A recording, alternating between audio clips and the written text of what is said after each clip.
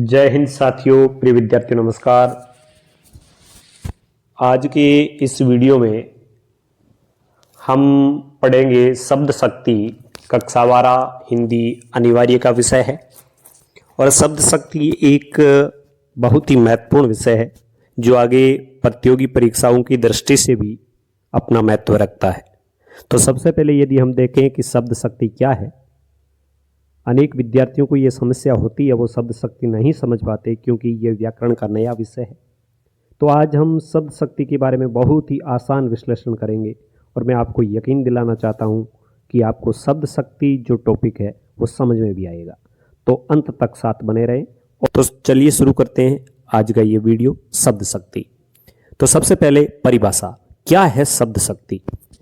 तो इसमें हम स्पष्ट देख रहे हैं कि शब्दों के अर्थ का बोध कराने वाली शक्ति को शब्द शक्ति कहते हैं। इसका तात्पर्य यह है कि कोई शब्द है, उसका अर्थ किस संदर्भ निकल रहा है, क्या अर्थ निकल रहा है, उसके अर्थ निकलने की प्रक्रिया क्या है। तो शब्दों के अर्थ का बोध कराने वाली प्रत्येक शब्द का एक नियत अर्थ होता है, किस संदर्भ में वह अर्थ ग्रहण किया जा रहा है, इसका बोध कराने वाली जो एक शक्ति होती है उसको अपने कहते हैं शब्द शक्ति। ठीक है, अब बात करते हैं कि आखिर ये शब्द शक्ति होती कितने प्रकार की है। तो शब्दों की शक्ति है वो एक तरीके से हम देखें तो 3 प्रकार की होती है। मुख्यतः 3 प्रकार की शब्द शक्तियां। वैसे हम इनके विस्तार में जाएं जब हम आगामी कक्षाओं में आगे पढ़ेंगे, बीए में पढ़ेंगे या एमए में पढ़ेंगे तो इनका विस्तार होगा। फिलहाल अपने पाठ्यक्रम में जो शब्द शक्ति है वो मुख्यतः 3 प्रकार की है। अभिधा शब्द शक्ति, व्यंजना शब्द शक्ति और लक्षणा शब्द शक्ति। अब इनका एक आसान तरीके से मैं आपको अर्थ समझाऊं तो यह होगा कि अभिधा का मतलब सीधा साधा अर्थ, सीधा साधा अर्थ मैं खाना खा रहा हूं मतलब मैं खाना खा रहा हूं। अभिधा का अर्थ लोक प्रचलित सीधा साधा अर्थ है। लक्षणा का मतलब किसी लक्षण के आधार पर हम ग्रहण करते हैं और व्यंजना का मतलब है कि जब अर्थ न तो उस अभिधा से निकले न लक्षणा से निकले, कोई तीसरा ही अर्थ निकले तो अपने कहते हैं वो व्यंजना शब्द शक्ति है। अब इसको एक हम इस डायग्राम के माध्यम से हम सीख सकते हैं इसको कि यह है शब्द शक्ति का नाम। अभिधा शब्द शक्ति होगी, उसमें जो शब्द होगा उसे अपन कहेंगे वाचक। अभिधा शब्द शक्ति में शब्द है उसको क्या कहते हैं, वाचक। और शब्द का जो अर्थ निकलता है उसे अपने कहते हैं या तो वाच्यार्थ या मुख्य अर्थ निकलता है तो मुख्यार्थ और अभिधेय अर्थ निकलता है तो अभिधेयार्थ। मतलब आप कह सकते हैं कि अभिधा शब्द शक्ति है, उसमें शब्द है उसको वाचक कहते हैं, जबकि वाचक शब्द का जो अर्थ निकलता है, अभिधा का जो अर्थ निकलता है वो वाच्यार्थ भी होता है, उसे मुख्यार्थ भी कहते हैं और उसे अभिधेयार्थ भी कहते हैं। बात करें लक्षणा की तो लक्षणा में जो शब्द होगा वो होगा लक्षक और उसका अर्थ निकलेगा लक्ष्यार्थ। व्यंजना है, उसमें शब्द होगा व्यंजक और उसका अर्थ निकलेगा व्यंग्यार्थ। अब एक एक शब्द शक्ति की अपन बात करें तो सबसे पहले अपने सामने आती है अभिधा। अभिधा क्या है कि जिस शब्द शक्ति के द्वारा किसी शब्द का सीधा लोक प्रचलित अर्थ ज्ञात हो उसे अभिधा शब्द शक्ति कहते हैं। शब्द का सीधा साधा अर्थ, उसका लोक प्रचलित अर्थ, दैनिक बोलचाल में जो अर्थ लिया जाता है उसे अपन कहते हैं अभिधा शब्द शक्ति। तो परिभाषा आप जरूर याद रखें क्योंकि परीक्षा में कई बार परिभाषा भी पूछी जाती है। अब देखिए एक बात और है, इस शब्द शक्ति के द्वारा किसी शब्द के मुख्यार्थ का बोध होता है, मतलब किसी शब्द का मुख्य अर्थ ही निकलता है, इसलिए इस शब्द शक्ति को मुख्या शब्द शक्ति भी कहते हैं। तो आप ध्यान रखें कि किस शब्द शक्ति को मुख्या शब्द शक्ति के नाम से जाना जाता है, तो वो भी है अभिधा शब्द शक्ति। ठीक है, अब उदाहरण अपन देख लेते हैं कि मेरा घर गंगा के किनारे पर बसा है। बिल्कुल सीधी सी बात है कि गंगा के किनारे है। सिंह वन का राजा है, सीधा साधा अर्थ निकल रहा है कि सिंह वन का राजा है। राजा दशरथ अयोध्या के राजा थे, मतलब सीधी सी बात है। अपना घर सबको प्यारा लगता है, सीधी सी बात है। अपने देश का नाम भारत है, हाँ भारत है, सीधा सा नाम है। और हमें अनुशासित जीवन जीना चाहिए, मतलब अनुशासित जीवन जीना चाहिए। इसमें किसी प्रकार की अपन कहें कि अर्थ को समझने में दिक्कत नहीं हो रही है, सीधा साधा लोक प्रचलित अर्थ है, इसलिए यहां पर शब्द शक्ति है वो कौन सी है, अभिधा। अब इन उदाहरणों में आप देख सकते हैं कि उपर्युक्त सभी वाक्यों में प्रयुक्त शब्दों का साधारण, लोक प्रचलित और मुख्य अर्थ का बोध होने के कारण यह अभिधा शब्द शक्ति का प्रयोग हुआ है। तो साथियों, यह अभिधा शब्द शक्ति इस प्रकार हम समझ सकते हैं। बात करते हैं लक्षणा शब्द शक्ति।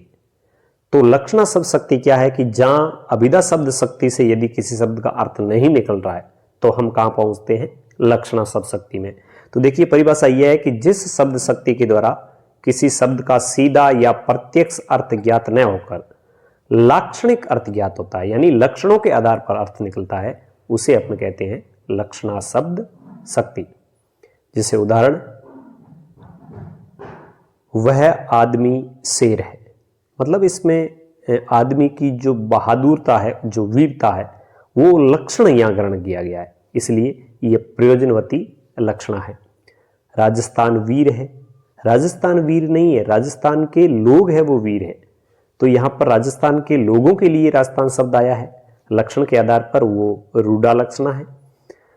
मेरा घर गंगा पर बसा है, अब गंगा के ऊपर तो नहीं बसा हुआ है, जैसे हमने पहले पढ़ा कि मेरा घर गंगा के किनारे बसा है, ये तो सीधा अर्थ है, लेकिन मेरा घर गंगा पर बसा है, इसका मतलब भी यही लिया जाएगा कि गंगा के किनारे पर बसा है, लेकिन यहाँ गंगा पर बसा है, तो यहाँ पर प्रयोजनवती लक्षणा है, मतलब कोई कारण बताया कि कहाँ बसा है।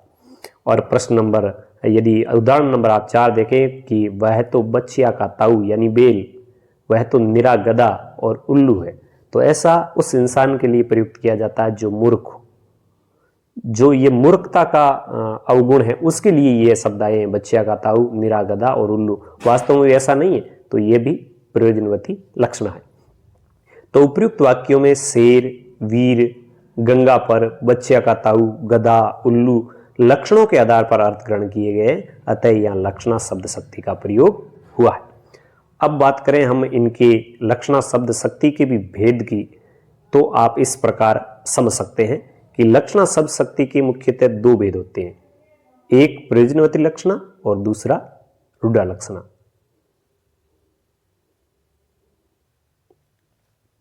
तो लक्षणा शब्द शक्ति के 2 भेद होते हैं, उन 2 भेदों में यदि बात करें हम, तो एक होती है प्रयोजनवती लक्षणा और दूसरी होती है रूढ़ा लक्षणा। अब प्रयोजनवती लक्षणा क्या है और रूढ़ा लक्षणा क्या है? तो देखिए, प्रयोजनवती लक्षणा वहां होती है जहां मुख्यार्थ में बाधा हो किंतु किसी कारण या प्रयोजन को महत्व दिया जाए, यानी मुख्यार्थ में बाधा पड़ती है लेकिन उसमें कोई न कोई कारण निहित होता है, कोई न कोई प्रयोजन निहित होता है और मुख्य अर्थ को गौण कर दिया जाता है, मुख्य अर्थ को गौण मान लिया जाता है और लक्ष्यार्थ को मुख्य अर्थ मान लिया जाता है, वहां पे प्रयोजनवती लक्षणा होती है। जैसे उदाहरण देखिए, गंगा में झोपड़ी है। अब देखिए, गंगा में झोपड़ी है, इसका मतलब तो है गंगा के अंदर झोपड़ी है, गंगा नदी के अंदर झोपड़ी है, लेकिन यह नहीं है गंगा नदी का बहाव क्षेत्र है उसमें झोपड़ी है। तो यहां पर कारण है, गंगा में झोपड़ी है, मतलब इस बात का एक तरीके से प्रयोजन क्या है, अर्थ हम कारण क्या माने कि गंगा के बहाव क्षेत्र में झोपड़ी है। शेर तो अब आया है, इसका मतलब तो वास्तव में शेर जो जानवर है वो होना चाहिए, लेकिन यहाँ पे ये लिया है बहादुरी के कारण, ये लिया है कि शेर तो अब आया है, मतलब ये व्यक्ति के संदर्भ में आया है, तो यहाँ पे प्रयोजनवती लक्षणा है। अब बात करते हैं अपन रूढ़ा लक्षणा क्या है।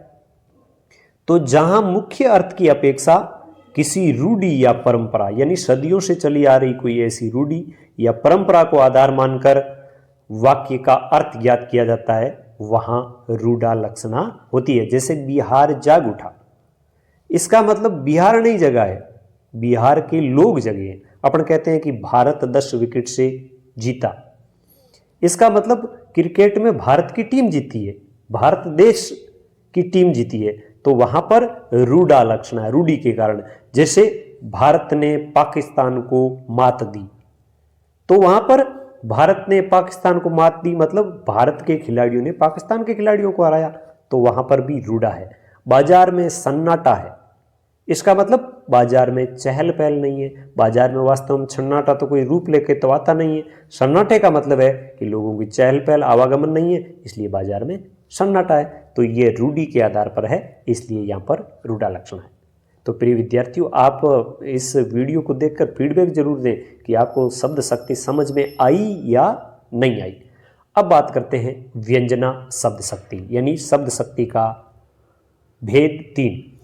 जिस शब्द शक्ति के द्वारा किसी शब्द का वाच्यार्थ एवं लक्ष्यार्थ से भिन्न अर्थ ग्रहण किया जाता है, यानी वह शब्द शक्ति जिसके द्वारा जब किसी शब्द का अर्थ वाच्यार्थ से नहीं निकलता है, लक्ष्यार्थ से नहीं निकलता है, यानी अभिधा से नहीं निकलता है, लक्षणा से नहीं निकलता है, कोई अन्य अर्थ निकलता है, तो वहां व्यंजना शब्द शक्ति होती है। अर्थात जब न वाच्यार्थ से अर्थ निकले न लक्ष्यार्थ से निकले, बल्कि शब्द का व्यंजक या व्यंग्यार्थ ग्रहण किया जाए, वहां व्यंजना शब्द शक्ति होती है।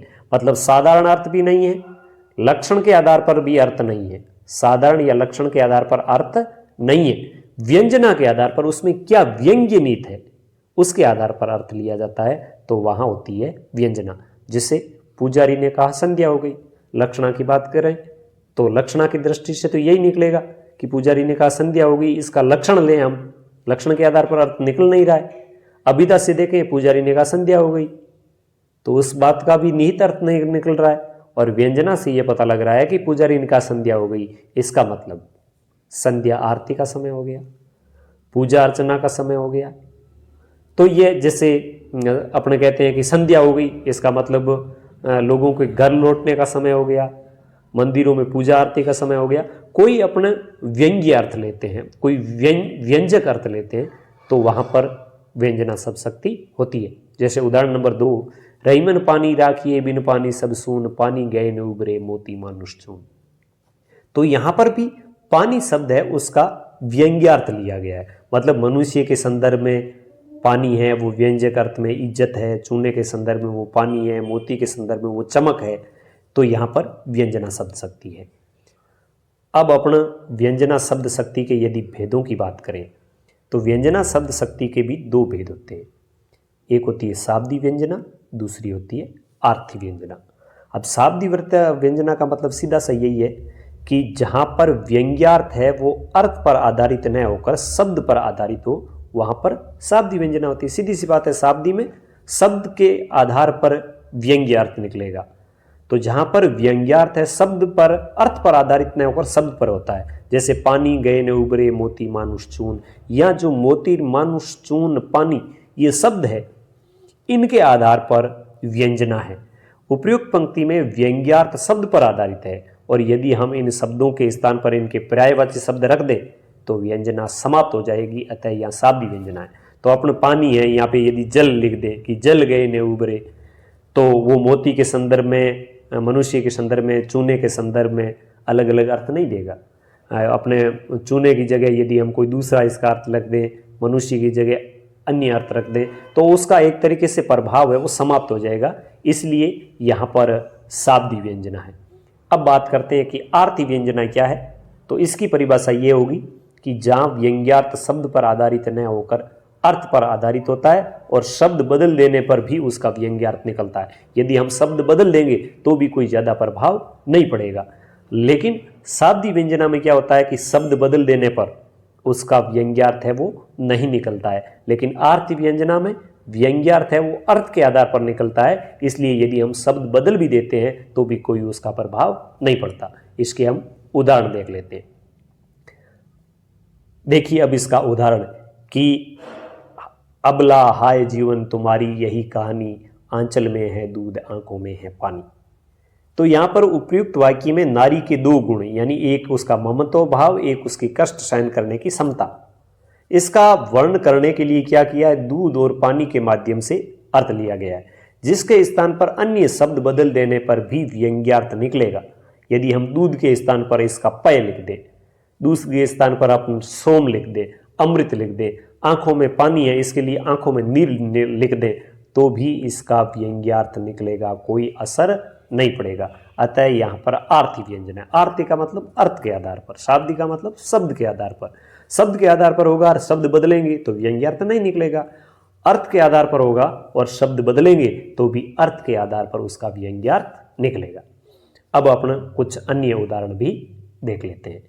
जैसे उदाहरण बहुत महत्वपूर्ण है कि चिरंजीवो जोरी जुरे क्यों ने सने गंभीर, को घटी वृषभ भानुजा वे हलदर के वीर। तो यहाँ पर शब्द के आधार पर वृषभ अनुजा और वर्ष भानुजा, तो यहाँ पर शाब्दी व्यंजना है, इस शब्द को तोड़ेंगे तो इसका अर्थ निकलेगा, तो शाब्दी व्यंजना है।